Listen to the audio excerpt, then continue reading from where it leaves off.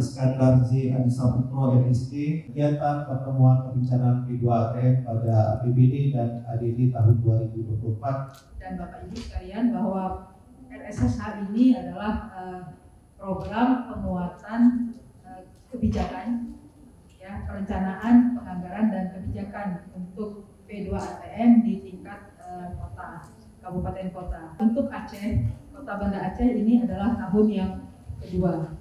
Mungkin Bapak Ibu sudah pernah kami undang sebelumnya, mungkin ya, teman-teman Puskesmas mungkin belum, tapi yang dari SKPD mungkin sudah, Pak Camat juga mungkin sudah. Kita pernah mengundang setahun sebelumnya, itu di kegiatannya kita buat di Bapelkes Aceh. Apa yang diharapkan oleh RSSH ini yang pertama tentunya adalah mendukung program nasional atau komitmen global bahwa tercapainya eliminasi AIDS, tuberkulosis dan malaria di tahun 2030.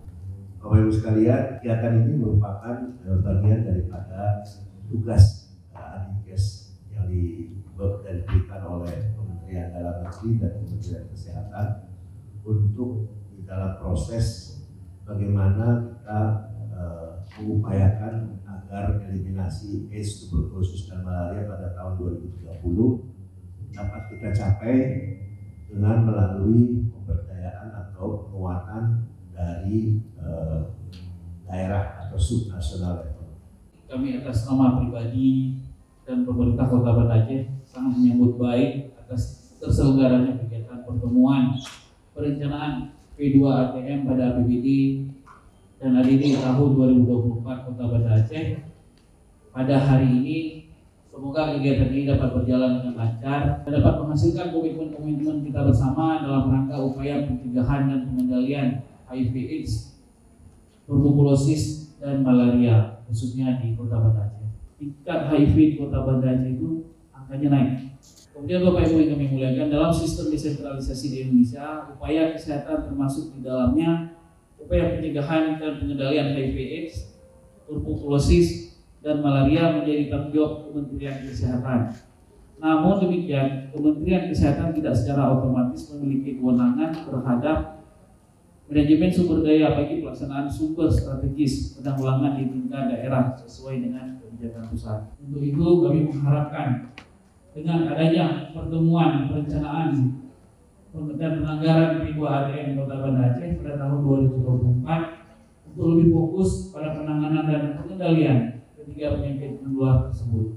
Untuk itu diperlukan diseminasi yang baik dari tingkat pusat sampai dengan tingkat kota. Hal ini merupakan bagian dari pembinaan dan sekaligus penguatan kapasitas terutama bagi perencanaan sumber daya di daerah dalam pembangunan kesehatan, khususnya pencegahan dan pengendalian ketiga penyakit tersebut sehingga tujuan nasional dapat tercapai.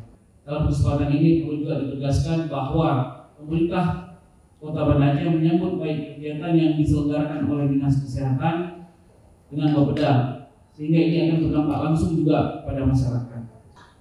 Kami Pak Banda Aceh baru saja ada pergantian pucuk pimpinan, yaitu penjabat Wali Kota Banda Aceh yang dari tahun 2022 itu dijabat oleh Bapak Adibadri Siddiq. Beliau sudah habis masa jabatan beliau 1 tahun dan sekarang dijabat oleh Sekda, Bapak Sekda Kota Banda Aceh, yaitu Pak Amir. Beliau ditunjuk sebagai penjabat Wali Kota Banda Aceh tahun 2023 tahun 2024. Nah, jadi selanjutnya saya dipercayakan sebagai pelaksana tugas sebagai Sekretaris Daerah Kota Banda Aceh.